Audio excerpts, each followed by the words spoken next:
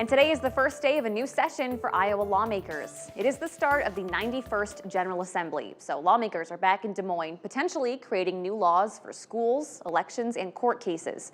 Among the top concerns, the economy and inflation, Iowa's education system, property taxes, and marijuana legalization.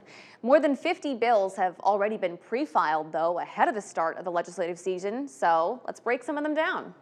The first bill comes from the Department of Public Safety. It would ban open containers of THC drinks in moving vehicles in the same vein as current laws surrounding open containers of alcohol. Passengers or drivers found in violation would receive a simple misdemeanor. Turning to schools, another bill from the Department of Public Safety would create multidisciplinary threat assessment teams. So these teams would coordinate efforts and resources to intervene when a student displays behaviors that may threaten school safety.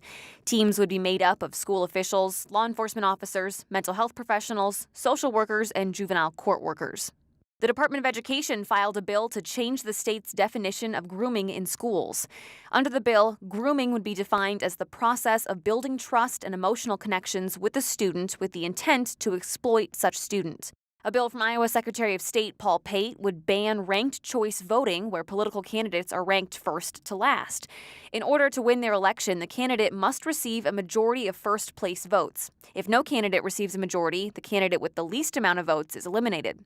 Those who pick that candidate as their top choice will have their votes redistributed to their second choice, and this continues until a candidate receives a majority of votes.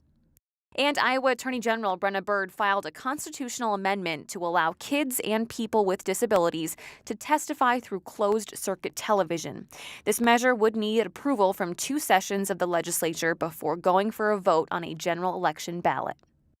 So in order for these bills to become law, they first must be approved in a subcommittee, and then after that, they have to get approval from a committee, and then both chambers, and finally get a sign-off from the governor.